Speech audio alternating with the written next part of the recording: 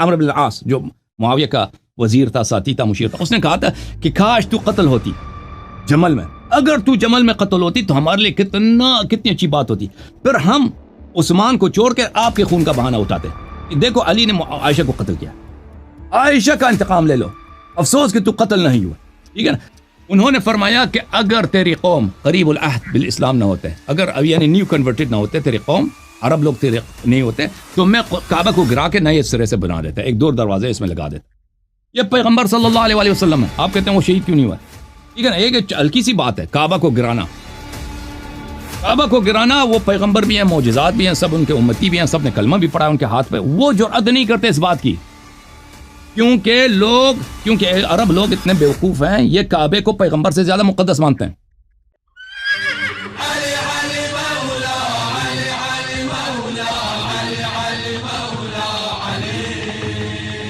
اگر میں کوشچنس کی طرف آؤں سر، تو میرا کچھ کوشچنس تھے اور میں کچھ سمجھنا چاہ رہا تھا شیعہ اسلام کو بھی، اور کچھ حد تک میں نے تھوڑا بہت سمجھا ہے، کچھ حد تک میں اور چاہ رہا تھا. تو میرے کچھ کوشچنز ایسے تھے سر کہ پہلا میرا کوشچن یہ ہے کہ سر حضرت علی سے کتنی احادیث ہمارے پاس ہیں جو ٹوٹل ہیں شیعہ اسلام میں اپروکسیمیٹلی؟ مجھے نہیں معلوم اس کا، ہمارے ہاں اس طرح کی گنتی ہمیں نہیں معلوم ان کی کتنی احادیث ہیں، کیونکہ ہمارے ہاں جیسے رسول پاک صلی اللہ علیہ وسلم کی احادیث ہیں، یا حضرت زہرا سلام اللہ علیہا کی احادیث ہیں، یا امام حسن امام حسین علیہ السلام، ان سب کو ہم حجت مانتے ہیں.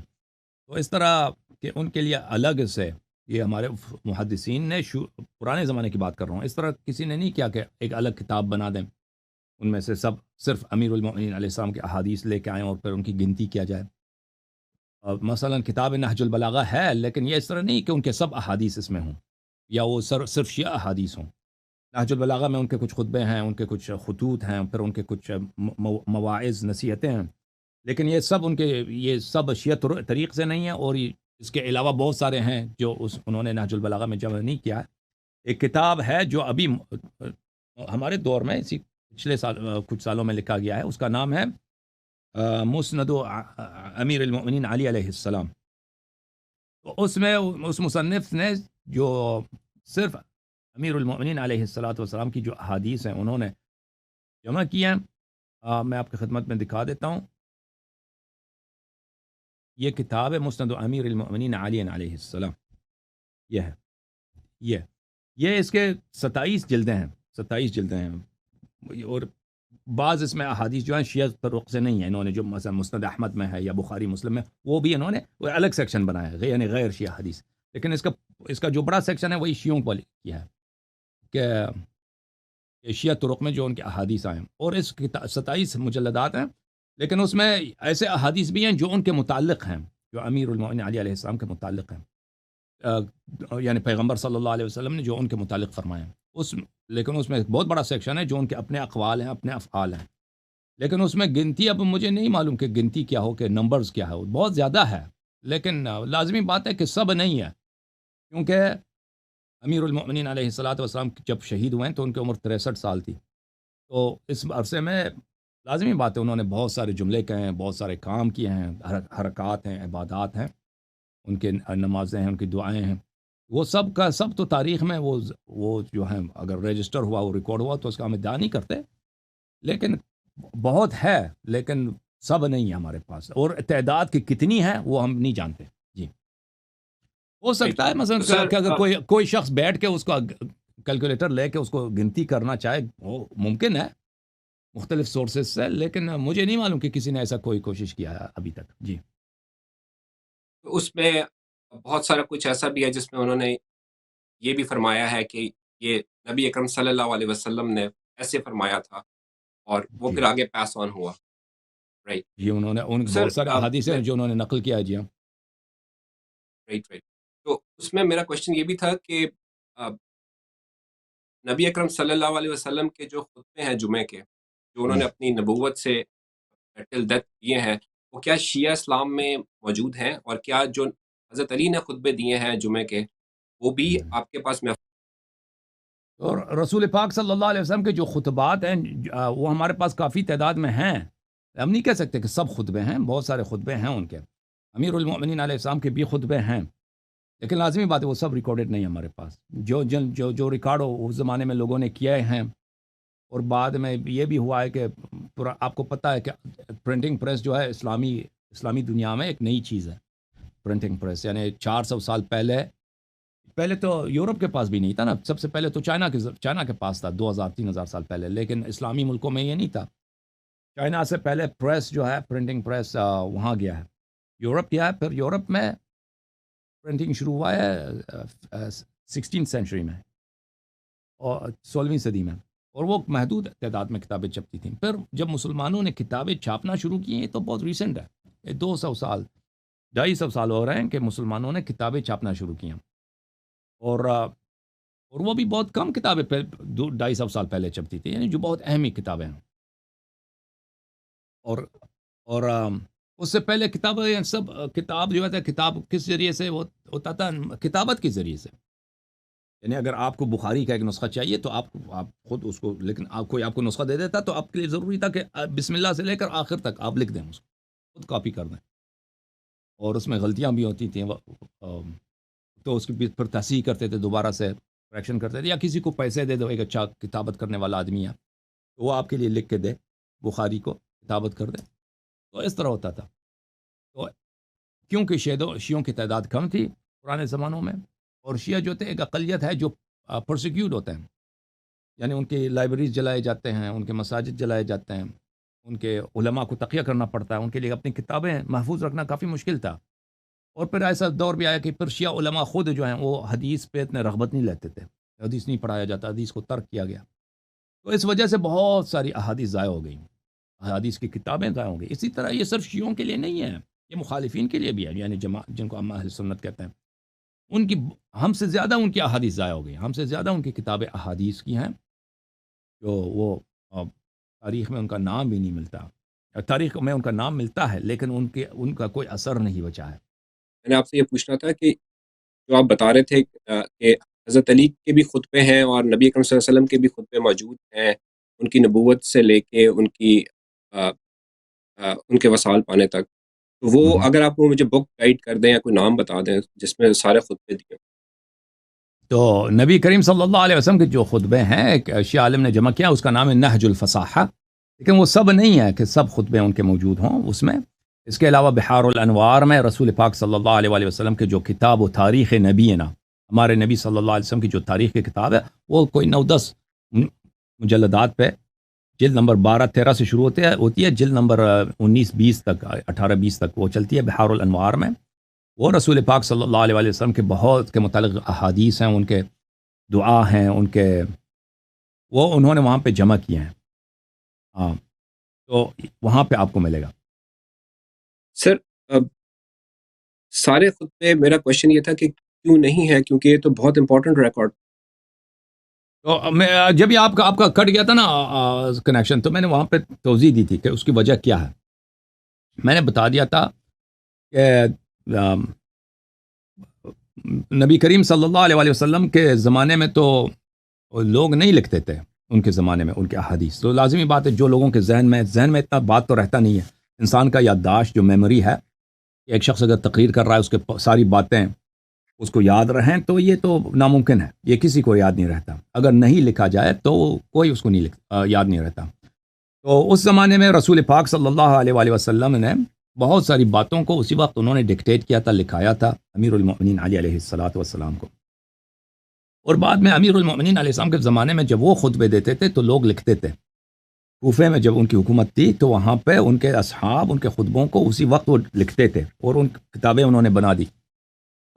تو یہ کتابیں، احادیث کی کتابیں بہت ساری لکھی گئیں، لیکن ہوا یہ کہ کیونکہ مسلم ورلڈ میں پرنٹنگ پریس ایک نئی ایجاد ہے، نئی چیز ہے، 200 سال سے مسلمانوں نے کتابیں چھاپنا شروع کیا۔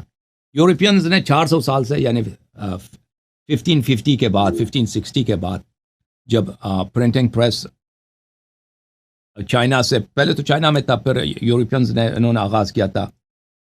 ایک شہر ہے بیلجیم میں، ظاہر ہے ہالینڈ میں، اس کا نام ہے بریل، وہاں پہ ایک بہت بڑا انڈسٹری بنی تھی پرنٹنگ کا۔ سب سے پہلے تو یہ اپنے بائبل وغیرہ چھاپتے تھے، اہم جو ان کی کتابیں، پھر بہت عرصے تک مسلمان اپنی کتابیں وہاں چھاپتے تھے، یعنی 17ویں صدی 18ویں صدی میں بہت ساری ہماری کتابیں وہاں بریل کی چھپی ہیں، یورپ کی چھپی ہیں.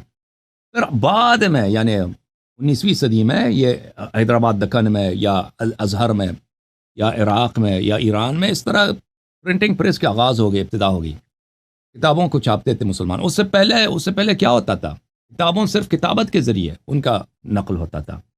یعنی اگر آپ کو بخاری کی جی اگر آپ بخاری یا مسلم یا کوئی بھی کتاب ہے یا تاریخ طبری ہے، اس کی اگر آپ کو کاپی چاہیے تو آپ کسی کو پیسے دیتے کہ بھائی میرے لیے کتابت کرو شروع سے آغاز تک، تبھی آپ کے پاس ایک نسخہ ہوتا تھا. تو اس زمانے میں کتابیں بڑی مہنگی ہوتی تھیں اور کتابیں نایاب تھیں، کیونکہ یہ ہر ایک کے پاس اتنا پیسہ نہیں ہے کہ وہ ایک کتاب شروع سے آغاز تک وہ لکھوا دے. تو اس لیے کتابیں محدود پیمانے پہ تھیں، اور بہت ساری کتابیں جو ہیں اسی لیے کہ کتاب کو رکھنا، کتاب کو محفوظ رکھنا یہ مشکل کام تھا. بہت ساری کتابیں ضائع ہو گئیں، بہت ساری کتابیں جو غیر اہم تھی، مثلا سینٹرل نہیں ہے کسی مذہب میں، اس کی اہمیت جو ہے اس طرح نہیں کہ دن رات انسان کو ضرورت ہو، علماء کو اس کی ضرورت ہو، تو وہ کتابیں جو ہیں نایاب ہوتی گئیں اور ان کے نسخے پر ختم ہو گئے، پھر لوگوں کو نہیں ملے. اور یہ صرف شیعہ مذہب میں نہیں ہے، ہمارے جو بھائی اہل سنت کہلاتے ہیں ان کے مذہب میں ہم سے زیادہ ہے.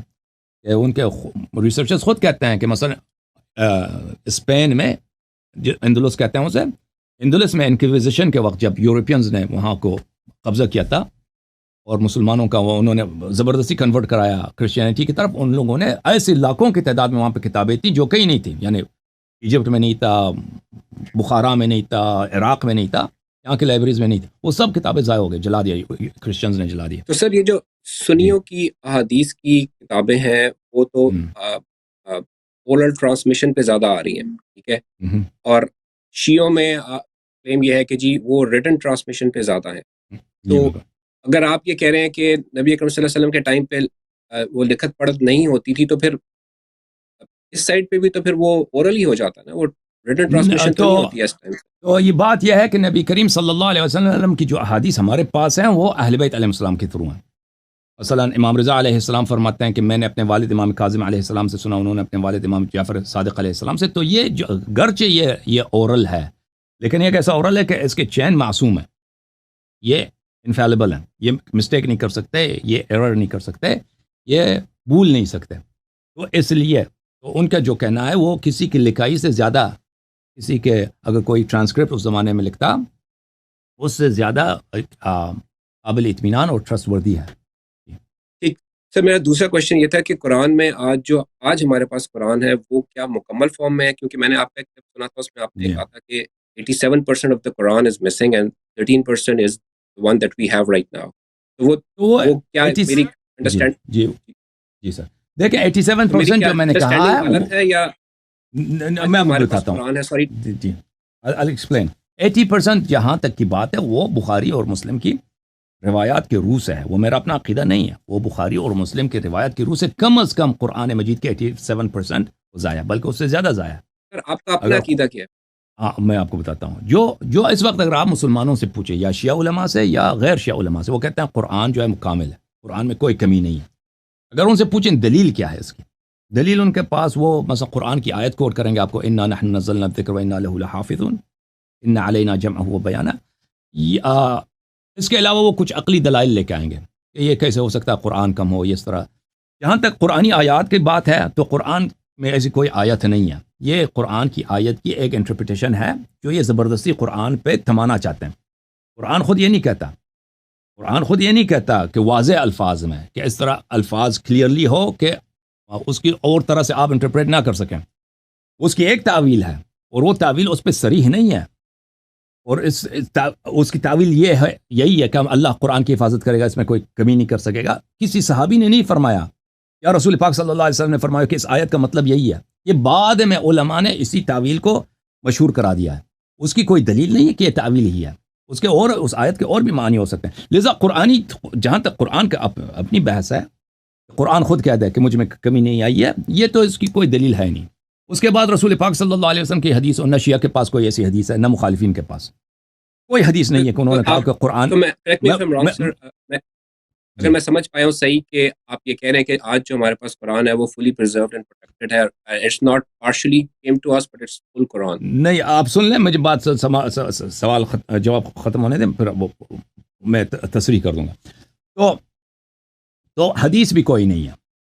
اور صحابہ، جہاں تک صحابہ کرام کے اقوال ہیں، وہ ان کا بھی کوئی قول نہیں ہے کہ قرآن پریزروڈ ہے یا قرآن میں کمی نہیں ہو سکتی. کسی نے یہ ادعا نہیں کیا ہے. اس کے برعکس صحابہ کرام کے بہت سارے اقوال ہیں کہ قرآن میں کمی ہوئی ہے، بہت سارے اقوال ہیں.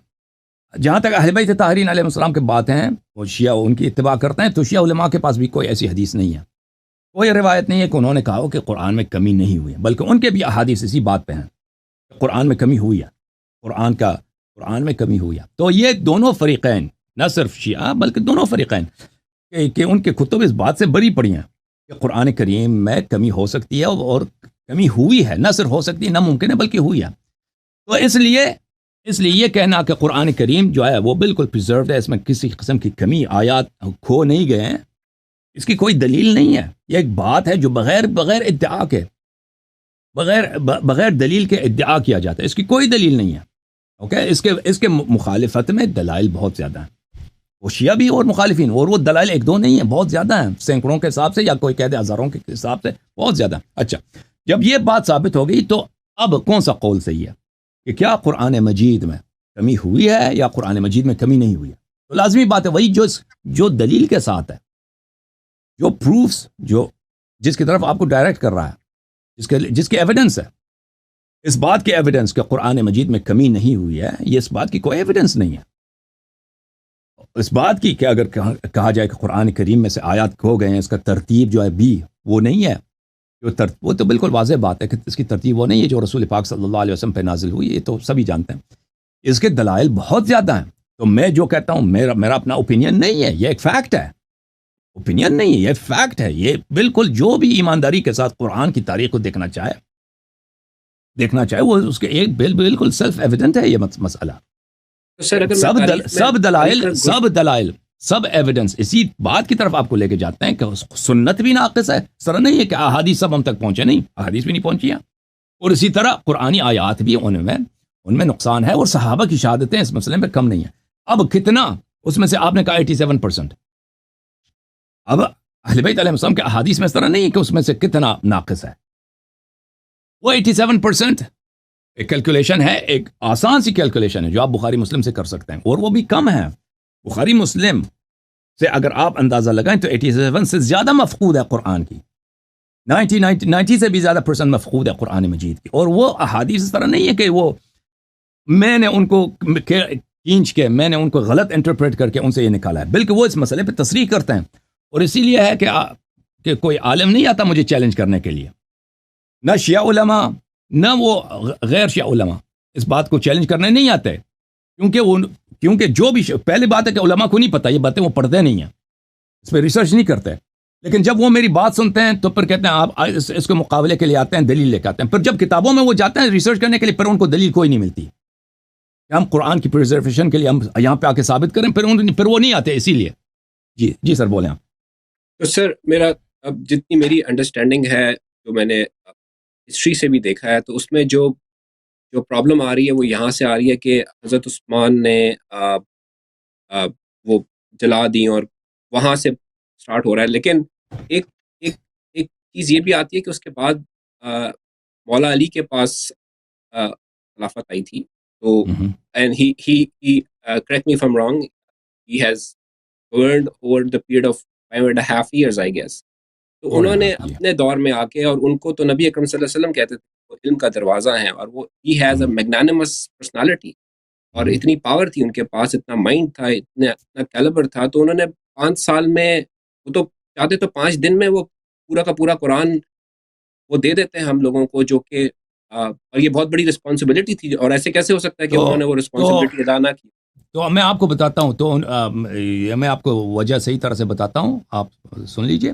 لیکن جب انہوں نے خود قرآن جمع کیا تھا، رسول پاک صلی اللہ علیہ وسلم نے ان کو وصیت کیا تھا، ان کو ڈیوٹی دیا تھا. میرے وفات کے فوراً بعد آپ جس طرح یہود نے تورات کو ضائع کیا، آپ قرآن کو ضائع نہ ہونے دیں اور قرآن کو آپ جمع کریں. انہوں نے قرآن کو جمع کیا تھا، اور انہوں نے صحابہ کو دکھایا تھا کہ یہ قرآن مجید ہے، اسے تم لے لو. تو صحابہ نے جب قرآن کو دیکھا تھا تو انہوں نے کہا تھا میں اس قرآن کی ضرورت نہیں ہے. تو کیوں صحابہ نے یہ کہا تھا؟ صحابہ نے خود، انہوں نے اپنے ایک انڈیور انڈرٹیک کیا ہے کہ ہم خود قرآن جمع کریں. اس کی وجہ یہ ہے اور پھر اس بات کا جواب بھی ملے گا کہ امیر المؤمنین علیہ السلام نے وہ قرآن کیوں ظاہر نہیں کیا اپنے دور خلافت میں، کیونکہ اس میں ایسی باتیں تھیں وجوہات کے بنا پر کہ صحابہ نے، ابو بکر، عمر، ان کے خلافت نے، گورنمنٹ نے اس زمانے میں اس قرآن کو ایکسیپٹ نہیں کیا تھا، کیونکہ اس میں ایسی باتیں تھیں، اس میں ایسی آیات تھیں، ایسی باتیں تھیں کہ وہاں پہ صراحت کے ساتھ قریش کی مذمت میں. قریش کون ہے؟ قریش وہی ایلیٹ ہے جو اب رسول پاک صلی اللہ علیہ وسلم کے بعد ان کی خلافت ہے، ان کی حکومت ہے. تو ان کے جو ہیروز ہیں، ان کے جو بزرگ حضرات ہیں، ان کے خلاف وہاں پہ صراحت کے ساتھ ہے. اور ابو بکر، عمر کے وہاں پہ نام لے کر وہ ایسی باتیں ہیں کہ ان کی بے عزتی کی بات ہے کہ وہ انہوں نے ان کی مذمت میں جو آیات ہیں وہاں پہ ان کے نام لے کر اور صراحت کے ساتھ، اور اہل بیت علیہ السلام کی امامت کے بہت سارے دلائل وہاں پر. تو انہوں نے اسی لیے کہا تھا کہ ہمیں یہ منظور نہیں، ہمیں نہیں چاہیے.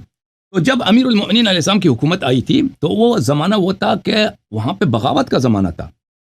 وہ ابھی ان کی بیعت ہوئی تھی مدینے میں، تو انہوں نے سب سے پہلے کام جو کیا تھا، انہوں نے کہا کہ معاویہ عزل ہے، معاویہ جو ہے اس کو ہم ہٹا دیتے ہیں عہدے سے. معاویہ نے نہیں مانا. معاویہ نے بہانہ اٹھایا کہ میں نے عثمان کا انتقام لینا ہے، حالانکہ وہ عثمان کا، اس کو حق نہیں بنتا ہے کہ وہ عثمان کا انتقام لے لے. لیکن کیونکہ وہ اپنا گورنمنٹ نہیں چھوڑنا چاہتا تھا، کیونکہ اس کی بادشاہت تھی. شام جو تھا مدینے سے زیادہ طاقتور تھا اس وقت. شام جو تھا مدینے سے اکانومی میں، انڈسٹری میں، کلچر میں، اور اسی طرح مین پاور میں، انسانی قوت افراد میں وہ مدینے سے بہت زیادہ پاورفل تھا. تو وہ اس سے پہلے وہی شام Roman empire, east Roman empire کا وہ دار الخلافہ تھا. وہ ایسٹ رومن امپائر کو چھوٹی حکومت تو نہیں تھی، وہ دنیا کی سپر پاور تھی. تو معاویہ اس کو نہیں چھوڑنے کے لیے تیار تھا. معاویہ نے اس نے بغاوت کیا اور اس نے جنگ کے لیے آمادگی اور تیاری کی. اور اسی وقت صحابہ کے ایک بہت بڑے تعداد نے. دوسرا جو شام جیسا ہی جو بڑا علاقہ تھا وہ عراق تھا. اور عراق اس زمانے میں صرف عراق نہیں تھا، آپ کا پورا ایران سے لے کر وہ افغانستان تک اور سینٹرل ایشیا تک، یہ سب کوفہ کے گورنرشپ اور بصرہ کے گورنرشپ کے انڈر آتے تھے. یہ یعنی بصرہ کا جو گورنر ہوتا تھا یہ کنٹرول کرتا تھا پورے ایسٹ میں جتنے علاقے ہیں، اور اسی طرح پرشین گلف کے جو علاقے ہیں، بحرین وغیرہ، یہ سب بصرہ کے ماتحت تھے. تو یہ سارا علاقہ جو بہت کئی کنٹریز اس میں آ جاتے ہیں، یہ اس علاقے پہ طلحہ، زبیر، عائشہ، ان لوگوں نے بغاوت کیا تھا. تو ان کے ساتھ جنگ ہوا تھا. پھر امیر المؤمنین علیہ السلام کے ساتھ بہت کم علاقے تھے. مصر کا علاقہ تھا، وہ بھی ان کے بعد میں وہاں پہ غداری کی وجہ سے ان کے ہاتھ سے نکل گیا. اور پھر مدینہ تھا، اور مدینہ کی اتنی ملٹری لحاظ سے وہاں پہ اتنی اہمیت نہیں تھی. جو آبادی تھی، ملٹری سینٹرز تھے، وہ پروونسز میں تھے، مدینہ کیپٹل میں نہیں تھا. اسی لیے ان کو انتقال دینا پڑا کوفے کی طرف، اپنی کیپٹل. تو وہاں پہ بغاوت ہوا، اور ان کی 4.5 سال جو حکومت ہے سب جنگ میں گزر گئی. ان کے اپنے خطبے موجود ہیں کہ انہوں نے فرمایا کہ مجھ سے پہلے جو خلفات ہیں انہوں نے جو کامیں کیے ہیں، نماز انہوں نے چینج کیا ہے، اذان ان لوگوں نے چینج کیا ہے، تراویح کا انہوں نے بدعت کا آغاز کیا ہے، انہوں نے حج تبدیل کیا ہے، حج کے اعمال چینج کیے، انہوں نے مقام ابراہیم علیہ الصلوۃ والسلام خانہ کعبہ کے ساتھ ان کو چینج کیا. لیکن میں ان کو تبدیل نہیں کر سکتا، میں ان کو واپس نہیں کر سکتا. کیوں؟ لوگ اس کی تحمل نہیں کریں گے. کیونکہ اس زمانے میں جو لوگ مسلمان ہوئے تھے وہ ان میں سے 95% لوگ ابو بکر، عمر، عثمان کے زمانے میں مسلمان ہوئے تھے. اور وہ ابو بکر، عمر کی بڑی وہ عزت کرتے تھے. ان کو جس طرح نبی صلی اللہ علیہ وسلم کی عزت ہے اسی طرح وہ عزت دیتے تھے. کوئی کسی شخص کی جرأت نہیں تھی کہ وہ ابو بکر کے کسی حکم یا عمر کے کسی حکم کی مخالفت کرے.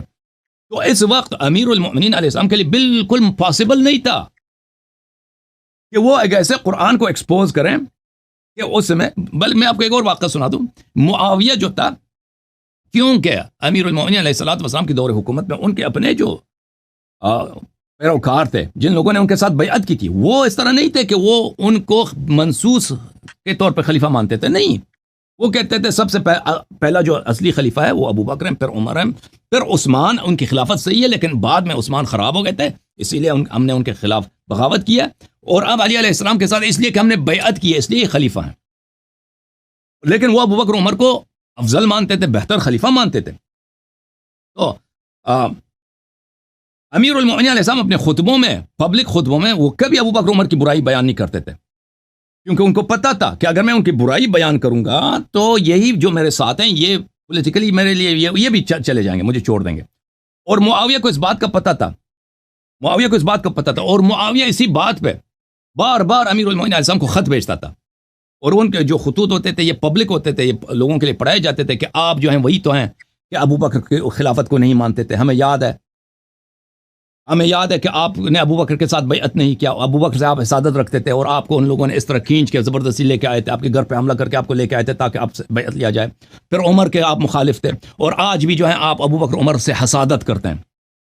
اور یہ بار بار یہ شراح ہے نہج البلاغہ، جن لوگوں نے نہج البلاغہ کی شرح لکھی ہے، ان لوگوں نے تصریح کیا کہ یہ معاویہ کی جانب سے ایک پولیٹیکل منور تھا، تاکہ ایک طرف سے تو علی علیہ السلام انکار نہیں کر سکتے کہ میں نے ان کے ساتھ بیعت نہیں کیا تھا، اور دوسری طرف سے وہ جھوٹ بھی نہیں کہہ سکتے کہ بھائی، اور وہ دوسری طرف سے سچ بھی نہیں کہہ سکتے کہ میں ابو بکر عمر خلیفہ نہیں تھے، میں خلیفہ تھا اصلی، کیونکہ پھر تو ان کے اپنے لوگ ان کو چھوڑ دیں گے. اسی لیے معاویہ یہ پروپیگنڈا کرتا تھا. تو عرض یہ ہے کہ اس زمانے میں ان کے لیے بالکل ناممکن تھا امیر المومنین علیہ السلام کے لیے کہ وہ صحابہ کے خلاف جو پہلے گزرے ہیں، ابو بکر عمر، ان کے خلاف وہ بات کرے، گفتگو کرے، جائے یہ کہ وہ قرآن کی صورتیں نکال دیں. وہ اس کو کوئی مانتا بھی نہیں تھا. اگر وہ نکال بھی دیتے نا، اس سے وہی ہوتا تھا کہ سب لوگ معاویہ سے مل جاتے اور وہ خود شہید ہو جاتے اپنے اہل خانہ کے ساتھ. مانتا کوئی نہیں تھا، تو ان کے لیے پاسبل بھی نہیں تھا. انہوں نے خود بھی شروع سے یہی کہا تھا کہ جب انہوں نے رسول پاک صلی اللہ علیہ وسلم کے وفات کے بعد جب انہوں نے قرآن اپنا دکھایا تھا، اپنا مصحف دکھایا تھا صحابہ کو، تو انہوں نے کہا تھا کہ ہمیں آپ کا مصحف نہیں چاہیے. تو انہوں نے فرمایا تھا اگر میں آج یہاں سے یہ مصحف لے کے جاؤں تو پھر تم اسے کبھی نہیں دیکھو گے جب تک مہدی علیہ السلام ظہور کریں گے، اس وقت تک یہ مصحف تم نہیں دیکھو. انہوں نے کہا تھا میں ضرورت نہیں، لے کے جاؤ. تو وجہ یہی ہے کہ مسلمانوں کی حالت یہ نہیں تھی کہ وہ اب بھی مسلمانوں کی حالت نہیں ہے. ابھی ہم بخاری مسلم سے بہت ساری بات، بلکہ ابھی ہم قرآن سے ثابت کرتے ہیں. مثلا قرآن مجید کی آیت صریح ہے کہ تم پیروں کی مسح کرو. قرآن مجید کی آیت صریح ہے کہ متعہ جائز ہے، عورتوں سے متعہ کرنا، یہ قرآن کی آیت ہے. فَمَسْتَمْتَعْتُمْ بِهِ مِنْهُنَّ فَآتُوهُنَّ أُجُورَهُنَّ فَرِيضَةً. قرآن کے اس کو نہیں مانتے مسلمان، نہیں مانتے. صحابہ کے اقوال موجود ہے کہ فَمَسْتَمْتَعْتُمْ بِهِ مِنْهُنَّ فَآتُوهُنَّ أُجُورَهُنَّ فَرِيضَةً. یہ متعہ نکاح ٹیمپرری نکاح کے لیے، نکاح مؤجل، نکاح مؤقت کے صحابہ نہیں مانتے مسلمان. تو کیا اگر امیر المؤمنین علیہ السلام ایسی بات کو ظاہر کرتے، کوئی مانتا؟ کوئی نہیں مانتا. لیکن سر ایک کوشچن یہاں پہ پیدا یہ وہاں پہ معاف کیجیے گا اس زمانے میں عمرو بن عاص کی ملاقات ہوئی عائشہ سے ایک زمانے میں. اس نے کہا تھا کہ کاش، اس نے عمرو بن عاص جو معاویہ کا وزیر تھا، ساتھی تھا، مشیر تھا، اس نے کہا تھا کہ کاش تو قتل ہوتی جمل میں. اگر تو جمل میں قتل ہوتی تو ہمارے لیے کتنی اچھی بات ہوتی. پھر ہم عثمان کو چھوڑ کے آپ کے خون کا بہانہ اٹھاتے کہ دیکھو علی نے عائشہ کو قتل کیا، عائشہ کا انتقام لے لو، افسوس کہ تو قتل نہیں ہوا. ٹھیک ہے نا. تو وہ زمانہ ایسا تھا، ان کو امیر المومنین علیہ السلام کے جو مخالف تھے ان کو اس بات کی وہ اسی انتظار میں تھے کہ یہ کوئی ایسا جملہ کہہ دیں ابو بکر کے خلاف، عمر کے خلاف، ان کی خلافت کو باطل کرنے، تاکہ ہم زیادہ سے زیادہ ان کے لوگوں کو ان سے دور کریں اور یہ بالکل اکیلے رہ جائیں. اوکے، بسم اللہ. جی سر. سر اب میری انڈرسٹینڈنگ تھوڑی سی قرآن سے یہ ہے کہ first of all don't conceal the truth, secondly stand firm with the truth, and third کہ یہ بھی ہو سکتا ہے کہ اس راہ میں آپ کی جان بھی چلی جائے، ڈونٹ وری. ٹھیک ہے. تو وہاں پہ اتنے کیلیبر کے لوگ گردنیں کٹوا دیتے تھے صرف سچ کے پیچھے، رادر دین کہ وہ یہ دیکھیں کہ کوئی مصلحت ہو اس میں یا کچھ اور ہو، کیونکہ وہ تو بیسکلی قرآن کا معاملہ تھا. تو اس کو آپ کیسے دیکھتے ہیں؟ تو میرے بھائی، میرے عزیز، عرض یہی کیا نا کہ ان کے لیے پاسبل نہیں تھا.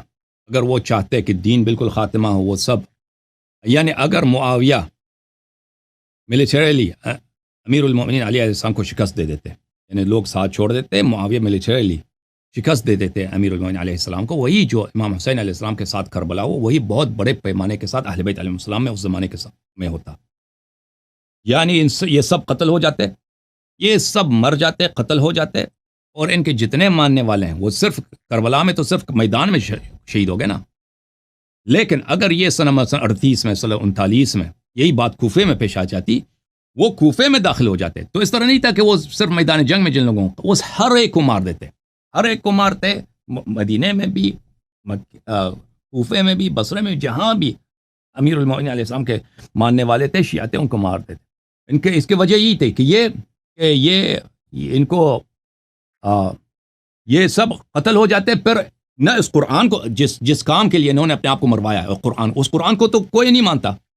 اگر آپ ابھی آیت نکال دیں نا، جمل میں بھی اور اگر ابھی ہم احادیث نکالتے ہیں نا، ابھی ہم احادیث، قرآن سورہ حجرات ہے، سورہ حجرات واضح ہے، سورہ حجرات اس میں ابوبکر عمر کا، اجازت دیں، ابھی ابوبکر عمر کا نام نہیں ہے سورہ حجرات میں. سورہ تحریم میں عائشہ کا نام نہیں ہے، لیکن روایات بہت زیادہ ہیں، اس میں اختلاف ہی نہیں ہے کہ ابوبکر عمر یا عائشہ کی مذمت میں. ابھی کوئی ماننے کے لیے تیار ہے؟ ابھی مجھے بتاؤ، ابھی مجھے کال کر دیں. میں نے بارہا، اللہ جانتا ہے، میں نے علماء سے پوچھا ہے، جماعت مخالفین کے بڑے بڑے علماء سے، کیا تم تصدیق کرتے ہو کہ اللہ تعالیٰ نے قرآن مجید میں بولا ہے عائشہ کا قلب ٹیڑھا؟ نہیں کرتے، واللہ نہیں کرتے.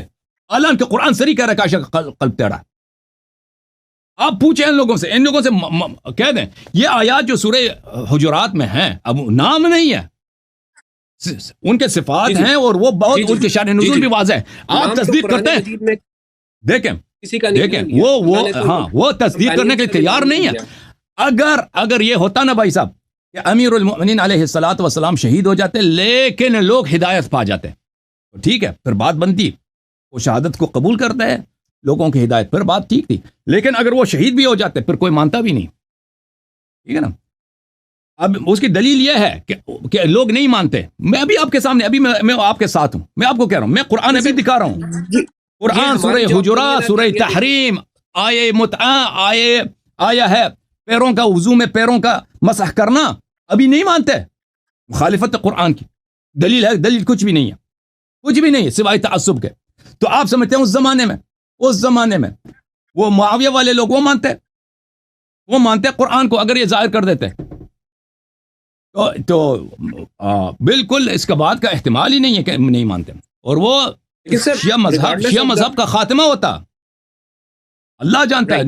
یہ بخاری میں حدیث روایت ہے یہاں پر، نبی کریم صلی اللہ علیہ وسلم نے عائشہ سے کہا کہ دیکھیں، نبی کریم صلی اللہ علیہ وسلم اپنی زندگی کے آخر میں پورا جزیرۃ العرب سب مسلمان تھے، اور وہاں پہ سوائے کچھ کرسچن یہود کے علاوہ سب مسلمان تھے، وہ جزیہ بھی دیتے تھے. وہ انہوں نے فرمایا کہ اگر تیری قوم قریب العہد بالاسلام نہ ہوتے، اگر یعنی نیو کنورٹڈ نہ ہوتے، تیری قوم عرب لوگ تیرے نہیں ہوتے، تو میں کعبہ کو گرا کے نئے سرے سے بنا دیتا، ایک دور دروازے اس میں لگا دیتا. یہ پیغمبر صلی اللہ علیہ وسلم ہے، آپ کہتے ہیں وہ شہید کیوں نہیں ہوا؟ ٹھیک ہے نا، ایک ہلکی سی بات ہے، کعبہ کو گرانا وہ پیغمبر بھی ہیں، معجزات بھی ہیں، سب ان کے امتی بھی ہیں، سب نے کلمہ بھی پڑھا ان کے ہاتھ پہ، وہ جرأت نہیں کرتے اس بات کی، کیونکہ عرب لوگ اتنے بیوقوف ہیں، یہ کعبے کو پیغمبر سے زیادہ مقدس مانتے ہیں.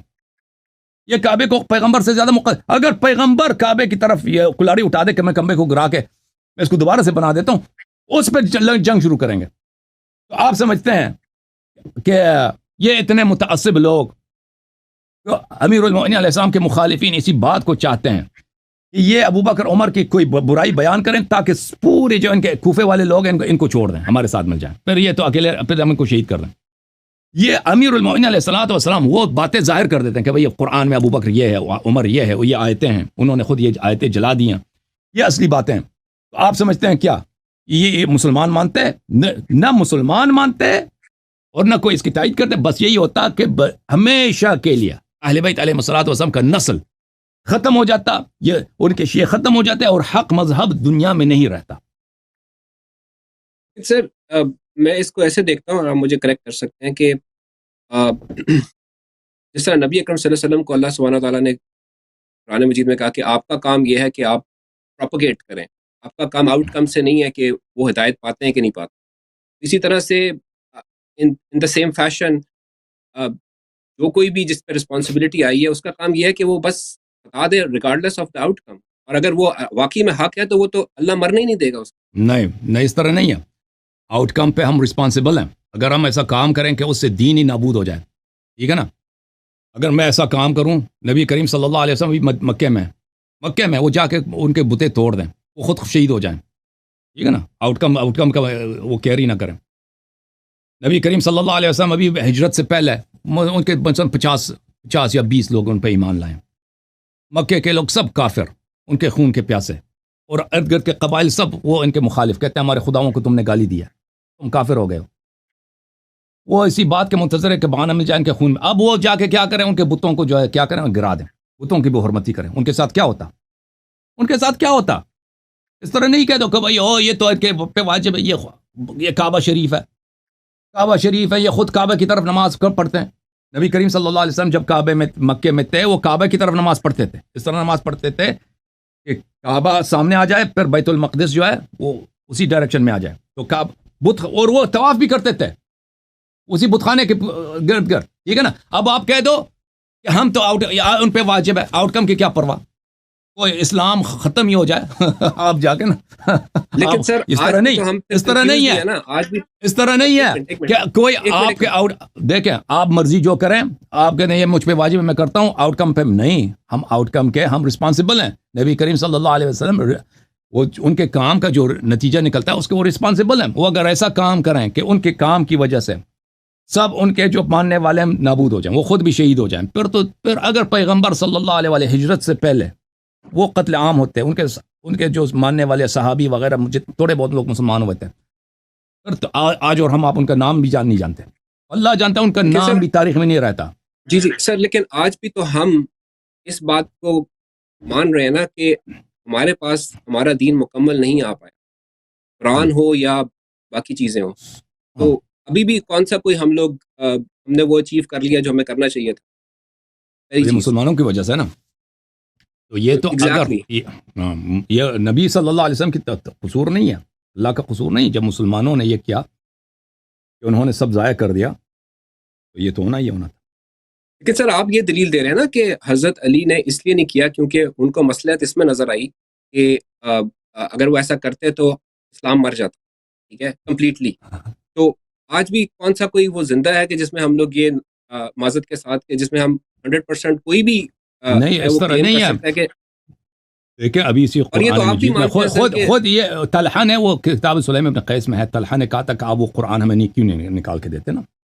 طلحہ نے خود کہا تھا عثمان کی خلافت کے دوران, طلحہ نے ان سے, میں نے یہ حدیث کئی دفعہ دکھایا یہاں پہ, کہ تم طلحہ نے کہا کہ میں نے دیکھا تھا کہ تیرے پاس قرآن تھا, تو لے کے آیا تھا, وہ تھیلے میں تھا, تو وہ ہمیں کیوں نہیں دکھاتا, وہ قرآن ہمیں دے دو. تو امیر المومنین علیہ السلام نے کہا کہ یہ قرآن جو تمہارے پاس ہے یہ بھی قرآن ہے, یہ بھی قرآن ہے, اس میں حجت کافی ہے, روشنی کافی ہے, نور کافی ہے, اور وہ قرآن وہ ہمارے فرزند امام مہدی علیہ الصلوۃ والسلام تمہارے لیے ظاہر کریں گے. تو اس طرح نہیں ہے کہ جو موجودہ قرآن ہے اس میں حجت کافی نہیں ہے, اس میں حجت بہت زیادہ ہے.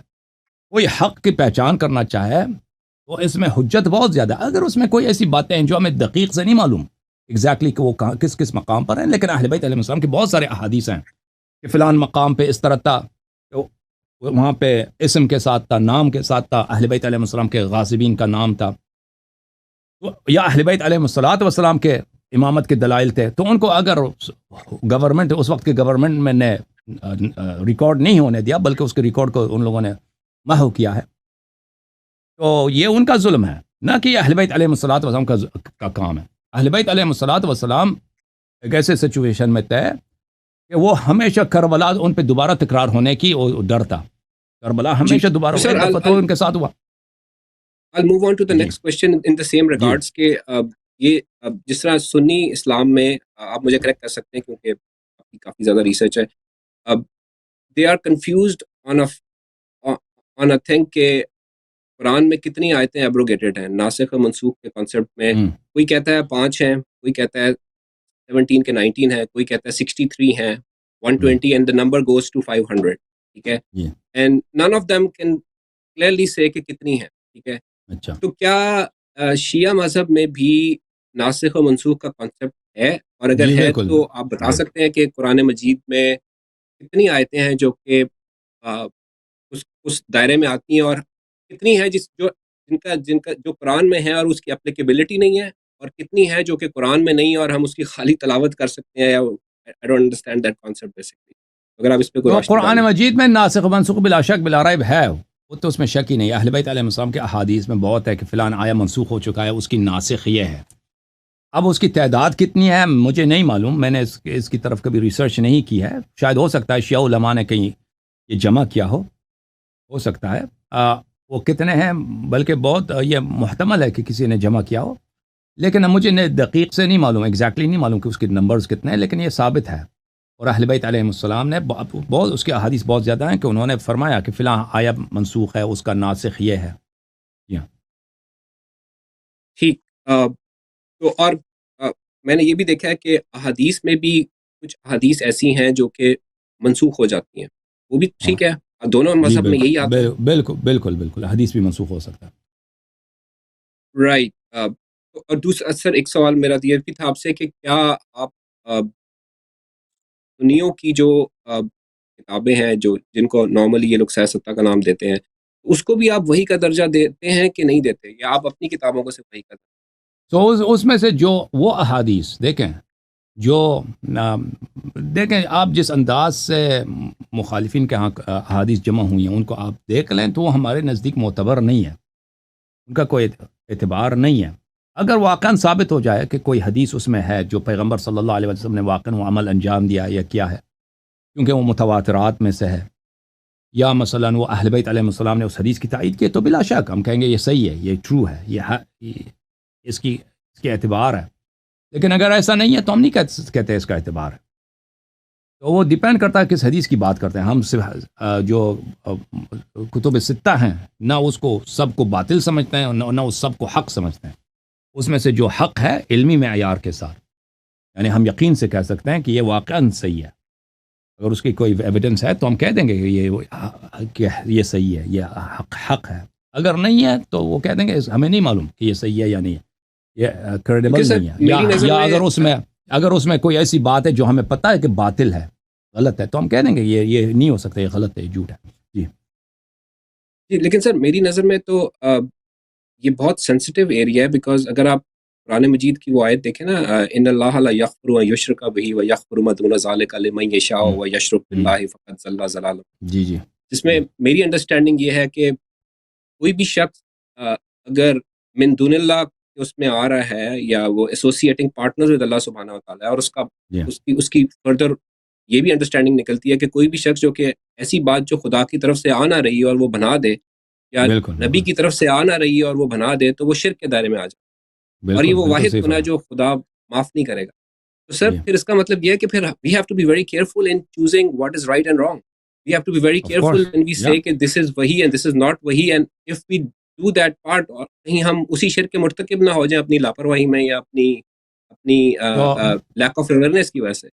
بالکل بالکل بالکل صحیح فرما رہے ہیں کہ یہ جو ہے نا شرک، یہ صرف نہیں ہے کہ آپ اللہ کے ساتھ دوسرے کی عبادت کریں. اگر اللہ تعالیٰ نے کسی چیز کو دین کا حصہ نہیں بنایا ہے اور آپ اس کو دین کا حصہ بنا رہے ہیں، تو آپ نے اپنے آپ کو رب بنایا، آپ نے اپنے آپ کو اللہ بنایا، آپ کو وہی اپنے آپ کو میں نے وہی اتھارٹی دیا جو اللہ کی ہے.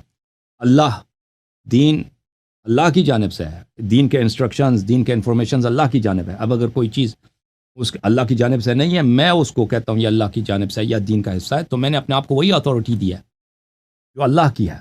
میں نے اپنے آپ کو سورس بنایا ہے شریعت کا، تو یہ بالکل شرک ہے. اور یہ جو ہے یہ ایک عام سی بات ہے، یہ صرف شیعہ نہیں کہتا ہے، یہ ابن تیمیہ سب یہ کہتے ہیں، سب علماء یہ کہتے ہیں کہ جو دین میں اللہ کی طرف نسبت دے دیتا ہے کہ جھوٹے سے، یعنی وہ خطا ہو جاتا ہے اور بات ہے، مجھے پتہ نہیں ہے، میں نے غلطی میں کہہ دیا کہ یہ بھی واجب ہے یا حرام، وہ الگ بات ہے. لیکن جو عمدن اس کو پتہ ہے کہ یہ دین نہیں ہے، وہ اپنے خیالات کو دین بنا لیتا ہے، تو بلا شک بلا ریب یہ شرک باللہ ہے. تو سر وہ جو نبی کی طرف ہم ایسوسیٹ کر رہے ہیں چیزیں جو آپ ان کو نہیں مان رہے اور وہ آپ کی نہیں مان رہے، تو اس پہ کیا دونوں اسی جرم کے مرتکب نہیں ہو رہے؟ تو اگر کسی کو پتہ نہیں ہے نا، اب تو کتابیں ہیں سیاہ ستہ وغیرہ موجود ہیں، اب جن لوگوں کو پتہ نہیں ہے وہ تو معذور ہیں، ان کے پاس ایکسکیوز ہے کہ مجھے نہیں معلوم. اب نقل کیا گیا ہے کہ یہ پیغمبر صلی اللہ علیہ وسلم نے یہ فرمایا، اب مجھے نہیں معلوم. اگر مجھ پہ ثابت ہو جائے کہ پیغمبر نے یہ نہیں فرمایا اور پھر بھی میں اصرار کروں، میں کہہ دوں کہ پیغمبر نے فرمایا، تو پھر بھی میں اس جرم میں شریک ہوا ہوں. لیکن اس کا اصل جو گناہ ہے، جتنی بھی بدعتیں ہیں، جتنی بھی جھوٹی باتیں ہیں، کیونکہ جو اختلافات ہیں پیغمبر صلی اللہ علیہ وسلم نے اسی امت میں جو اختلافات آئے ہیں اس کے متعلق فرمایا کہ میرے امت کے 73 فرقے ہوں گے، 72 جہنمی ہیں، اس سوائے ایک فرقے کے. تو بلا شک بلا ریب یہ جتنے اختلافات آئے ہیں یہ اللہ اور رسول صلی اللہ علیہ وسلم کی جانب سے نہیں ہے، یہ لوگوں کی جانب سے ہے. جن لوگوں نے اس کو داخل کیا ہے، جو بھی ہیں، اللہ ان کو جانتا ہے، اللہ کے حساب سے وہ اس سے وہ مخفی نہیں ہے، اور قیامت کا دن حق ہے، اور بعض ہمیں بھی پتہ چل جاتا ہے کہ کن لوگوں نے مثلا جھوٹی بات بنائی ہے، قرآن اور رسول صلی اللہ علیہ وسلم پہ افترا کیا ہے. تو جن لوگوں نے بھی بنایا بلا شک بلا رائب، وہ تو ان کے جہنمی ہونے میں شک ہی نہیں ہے، چاہے وہ شیعہ ہو، چاہے کسی بھی مذہب سے تعلق رکھتا ہو. سر پھر میرے لیے تو میرے جیسے عام آدمی کے لیے، ناٹ ٹو یو بٹ میرے جیسے عام آدمی کے لیے تو پھر یہ سمجھنا مشکل ہوتا جاتا ہے، یا مجھے اپنا دین بہت مشکل نظر آنا شروع ہو جاتا ہے جب میں یہ دیکھتا ہوں کہ عقیدت طحاویہ بھی ہے، عقیدت ماتریدی بھی ہے، عشری بھی ہے، عطری بھی ہے، واسطیہ بھی ہے، اور پھر ان کی اپنی شریعہ ہے، ادھر ان کی اپنی شریعہ ہے، ان کی اپنی بکس ہیں، ان کی اپنی بکس ہیں، اور پھر ایک اوپر قرآن ہے، تو اور پھر اس میں اتنی کانٹرڈکشنز ہیں. تو کیا ہم یہ پروجیکشن دیکھ کہ یہ کلیم کر سکتے ہیں کہ ہمارے پاس جو ہے وہ بالکل ٹھیک ہے، اور ہم جی کہیں سے بالکل، بھی اس غلطی کے؟ یہ بہت آسان ہے، یہ بہت آسان ہے، کیونکہ اللہ تعالیٰ بہت ہی رحیم ہے، کریم ہے. نبی کریم صلی اللہ علیہ وسلم کو اس کا پتہ تھا. دیکھیں نبی کریم صلی اللہ علیہ وسلم نے اپنے متواتر احادیث میں فرمایا کہ میرے بعد فتنے ہوں گے، میرے بعد بدعتیں ہوں گی، میرے بعد گمراہ ہو جائیں گے لوگ.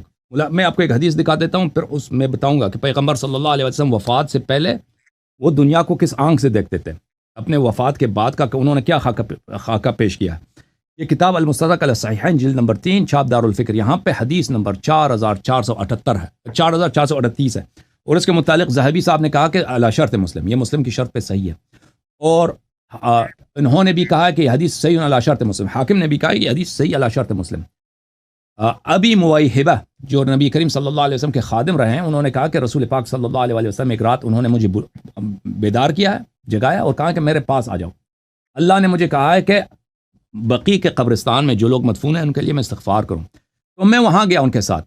جب وہ قبرستان پہنچے تو نبی صلی اللہ علیہ وسلم نے یہ فرمایا، السلام علیکم یا اہل البقیع، اے بقیع والو، اے قبروں میں سونے والے مسلمانوں، آپ پہ سلامتی ہو. لیہن لکم ما اصبحتم فیہ، مبارک ہو آپ خوش قسمت ہو.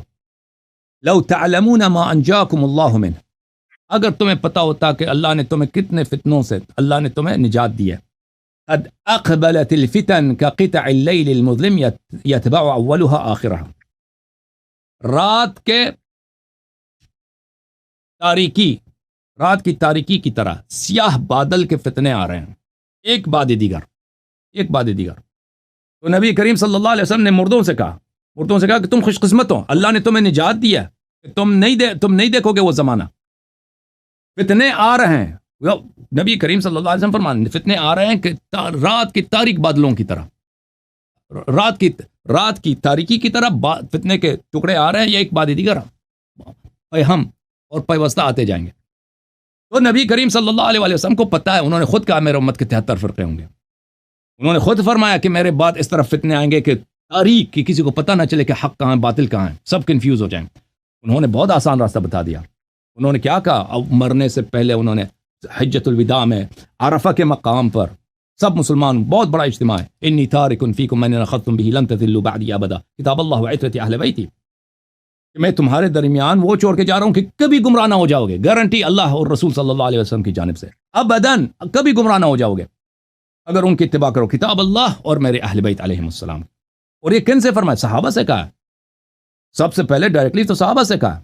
تو صحابہ پہ کیا واجب تھا کہ اہل بیت علیہم السلام کی صرف محبت نہیں ہے، اتباع، ان کی اطاعت، ان کی قیادت، اس کی پیروی یہ کریں. اور پوری امت کے لیے، پوری امت کے لیے. اب آپ جو فرما رہے ہیں نا، آپ جو فرما رہے ہیں، اور یہ حدیث متواتر ہے، اور حدیث کے بہت زیادہ مختلف طرق سے وارد ہوئے ہیں. نبی کریم صلی اللہ علیہ وسلم نے کوئی عذر نہیں چھوڑا کہ ہم کنفیوز ہیں، ہمیں پتہ نہیں چلتا ہم کیا کریں. نبی کریم صلی اللہ علیہ وسلم نے فتنوں کی پیشگوئی کیا، میرے بعد فتنے آئیں گے، میرے بعد وہی جو دوسرے انبیاء کے ساتھ ہوئی ہے، وہی جو یہود و نصارہ نے کیا ہے اپنے پیغمبروں کے بعد، کہ دین میں بدعتیں شامل، شریعتیں چینج کی گئی، وہ ان کے اوصیاء کو قتل کیا گیا، انبیاء کو ذبح کیا گیا. نبی کریم صلی اللہ علیہ وسلم نے بتایا سب میرے امت میں ہو جائیں گی. لیکن نبی کریم صلی اللہ علیہ وآلہ وسلم نے ہمارے اور آپ کے لیے ایک ایسا نجات کا ذریعہ معین کیا ہے کہ بشرط کہ ہم قبول کریں. انہوں نے خود کہا کہ میری پوری امت جہنمی ہے سوائے ایک طائفے کے. وہ طائفہ کون سا ہے؟ وہی جو قرآن اور اہل بیت علیہ السلام کی اتباع کرے گی. اوکے سر، بولیں. ٹھیک ہے سر، وہ تو کلیئر ہے، لیکن میں یہ جس لائک میں آپ کا ایک کلپ سن رہا تھا، اس میں آپ نے، اور مجھے کریکٹ کیجیے گا اگر میں آپ کو مس کوٹ کر رہا ہوں، اس میں آپ نے یہ کہا تھا کہ آپ کا اپنا اختلاف ہے آپ کے اپنے اسکول آف تھاٹ کے لوگوں سے کافی جی لارجلی، اور آپ کا اپنا ماننا ہے کہ آپ کے اپنے اسکول آف تھاٹ میں بھی بدعتیں ہیں، ٹھیک ہے؟ جی تو اور ان کی جو آپ ہی کے اسکول آف تھاٹ کے اسکالرز ہیں وہ اس کے اپوزٹ بات، تو تو تو پھر آپ کیسے فگر آؤٹ کرتے ہیں کہ جو تو آپ فگر ہیں آؤٹ یہ ہے وہ اس کو فگر آؤٹ یہ ہے کہ اسکالرز جو ہیں وہ حق و باطل کے معیار نہیں ہوتے. اسکالرز کی کوئی اہمیت نہیں ہے. اسکالرز ایک عام آدمی کی طرح، وہ غلط بھی کہہ سکتا ہے، وہ گناہ بھی کر سکتا ہے، وہ جھوٹ بھی کہہ سکتا ہے. وہ دنیا کے لیے، اب وہ دنیا کو معلوم ہے کہ اسکالرز بھائی پیسے لے کے فتوے دیتے ہیں، پیسے دے کے وہ کسی کا عورت بنا دیتے ہیں، طلاق کراتے ہیں، نکاح. وہ اس کا یہ سارا فتنہ اسکالرز ہی تو شاید دنیا میں. اسکالرز معیار نہیں. اہل بیت علیہ رسول اللہ صلی اللہ علیہ وسلم نے فرمایا اہل بیت علیہ السلام کی اتباع کرو. حق و باطل کا معیار، انا الفاروق الاکبر امیر المؤمنین علیہ السلام والصدیق الاکبر، فاروق اعظم میں ہوں، صدیق اکبر میں ہوں. فاروق جو ہے اہل بیت، حق و باطل کے درمیان تمیز کا کیا طریقہ کار ہے؟ میں شیعوں کو کہہ رہا ہوں اہل بیت علیہم السلام. یہ نہیں پتہ، یہ حق و باطل کا اس سے پتہ نہیں چلتا کہ سیستانی کا فتویٰ کیا ہے یا خامنئی کا فتویٰ کیا ہے. یہ آپ کا امام نہیں ہے، یہ نبی کریم صلی اللہ علیہ وسلم کے خلفاء نہیں ہے، نبی کریم صلی اللہ علیہ وسلم کا جانشین، ان کے بعد آپ کے ہادی ائمہ طاہرین علیہ السلام ہے. کسی بھی اختلافی مسئلے پر، چاہے شیعہ اور غیر شیعہ کے درمیان ہو، چاہے شیعوں کے درمیان اختلافی مسئلہ ہو، حق وہی ہے جو اہل بیت علیہ السلام نے فرمایا. جس کے بعد اہل بیت علیہ السلام کی جانب سے حجت ہے، دلیل ہے، وہی حق پر ہے. تو میرا جتنے اختلافات ہیں میرے شیعہ مذہب کے جو علماء ان کے ساتھ، وہ ان باتوں پر ہیں جو انہوں نے خود بنائے دین میں. انہوں نے خود دین میں داخل کیے ہیں، بدعتیں داخل کی ہیں، اور اس کو پرچار کرتے ہیں، اس کی تبلیغ کرتے ہیں، اور کسی کو سوال کرنے بھی نہیں دیتے. اس کو سوال کریں تو آپ جو ہیں وہ امریکہ کے ایجنٹ بن جاتے ہیں، برطانیہ کے ایجنٹ بن جاتے ہیں، یا مثلا آپ بیوقوف ہیں، جاہل ہیں، آپ کو آزاد گالی دیتے ہیں. لیکن ان اختلافات کا طے کرنے کا اور ان کو حل کرنے کا یہ نہیں ہے کہ آپ کسی کو گالی دے دیں، اس کو برطانیہ امریکہ کا ایجنٹ بنا دیں. اس کا یہ ہے کہ آپ دیکھیں شیعہ بھائی، یہاں پر اہل بیت علیہ السلام نے کیا فرمایا. ٹھیک ہے نا؟ وہ لوگ بھی اللہ نے لوگوں کو عقل دی ہے. اگر آپ کے پاس دلیل ہے، آپ آگے اس کو ایکسپلین کریں، لوگوں کو سمجھ آئے گا کہ آپ صحیح کہہ رہے ہیں. تو فی الحال جتنے بھی میری باتیں پہ اختلاف ہیں میرے اپنے فرقے کے علماء کے ساتھ، الحمدللہ رب العالمین، الحمدللہ رب العالمین. میں نے اگر کسی بات کا ذکر کیا ہے تو وہ اس پہ میرے پاس دلائل ہیں، الحمدللہ رب العالمین. اہل بیت علیہ جی، السلام ویسے یا بھی قرآن مجید کے قرآن سے بھی اختلاف تو ایک بلیسنگ ہے اگر اس کو صحیح طرح سے لیا جائے. I agree with you. اور ہمارا میئرنگ اسکیل یہ بھی نہیں ہونا چاہیے کہ ایک ہی بندہ اگر جو بات کر رہا ہے اس کے اگینسٹ سارے ہیں، تو ضروری نہیں کہ وہ جو سارے ہیں وہی صحیح ہوں. لیکن سر اسی روشنی میں آخری سوال یہ آپ سے میرا کہ تو پھر آپ کی نظر میں سر جو 14 معصومین اور جو 12 اماموں کو نہیں مانتا، اس کا اسلام میں کیا مقام ہے پھر؟ تو وہ بالکل جو بھی کلمہ پڑھتا ہے، شہادتین پڑھتا ہے، وہ تو مسلمان ہے، وہ مسلمان ہے بلا شک بلا رائب. اس پہ اسلام کے احکام جاری ہوں گے، یعنی وہ ذبح کرے گا، اس کے ہاتھ کا آپ کھا سکتے ہیں. لیکن یہ لوگ اگر اس کے پچھلے پروگرامز میں اس مسئلے پہ لوگوں نے مجھ سے سوال کیا تھا، اور میں نے وہ حدیث وغیرہ بہت ساری دکھائی تھی. دیکھیں قرآن مجید کے آیت بھی میں آپ کو دکھا دوں کہ اللہ تعالیٰ نہ صرف مسلمانوں کے لیے بلکہ کفار کے لیے بھی فرماتا ہے کہ جن لوگوں کو پتہ نہیں ہے وہ معذور ہیں. اگر مثلا میں کافر ہوں، میں مشرک ہوں، مجھے کبھی نہیں پتہ چلا کہ رسول اللہ صلی اللہ علیہ وآلہ وسلم اللہ کے رسول گزرے ہیں، مجھے نہیں، میں ایمان نہیں لایا، میں مسلمان نہیں ہوں، اس میں میرا قصور نہیں ہے. اس کے متعلق اللہ تعالیٰ آپ کو سوری میں کاٹ رہا ہوں، ویری سوری میں آپ کو یہاں کاٹ رہا ہوں سر. کافر تو وہ نہیں ہوتا جس پہ حق واضح ہو جاتا ہے اور وہ پھر اس کو انکار، جی آپ حق کہہ واضح سکتے ہو ہیں، جاتا. جی بالکل، آپ یہ کہہ سکتے، ایک ڈیفینیشن ہو سکتی ہے، میں انکار نہیں کرتا. تو آپ کی خدمت میں عرض کروں